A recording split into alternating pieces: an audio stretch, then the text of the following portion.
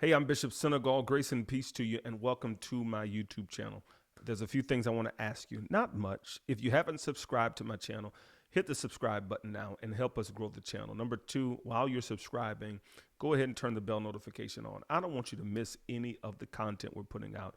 And then I need you to hit the like button. Do it right now. Don't wait, please. It helps us to push the video out further into the algorithm. If you're not already a part of my prophetic community, I want you to go to bishopdjs.com and click Prophets Arise.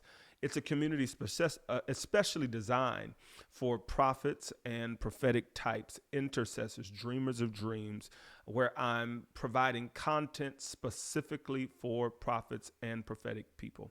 We began talking about prophetic genetics, and we talked about that first marker of justice. Tonight, we're going to get a little more into some of the genetics of a true prophet of God. And I want to again encourage you to go and download my ebook, Prophetic Genetics. And for watching this tonight, you'll get a discount. Go to bishopdjs.com, go to download Prophetic Genetics, and type in the discount code YT24, and it'll give you 15% off your digital download. Tonight, I want to talk about compassion. One of the markers that true prophets carry is the heart of God, a deep feeling of the weight of humanity's suffering and humanity's separation from the heart of God, that a prophet of God functions in a dual role as prophet and intercessor. We don't just speak for God, we weep as God. We are burdened by the pain of others because our DNA resonates with God's compassion. And whenever a prophet is then raised in a manipulative or self-serving system, that compassion turns into emotional manipulation, where prophets begin using people's pain and desperation to gain influence, money, control, or even sympathy.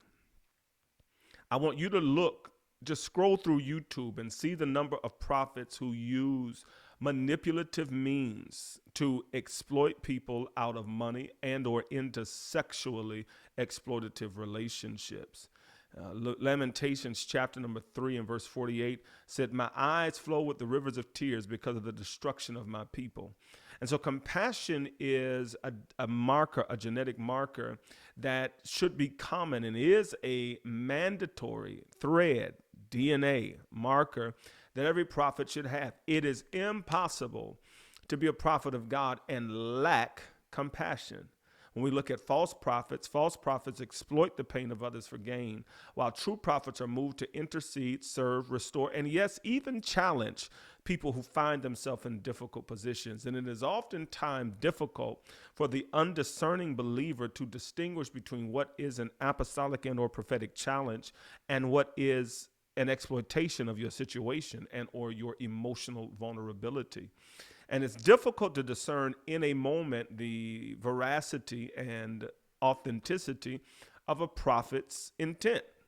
And so it's important then that you have a metric, a ruler, a system by which you can determine whether or not this is a man or woman of God. And that brings us to this next marker.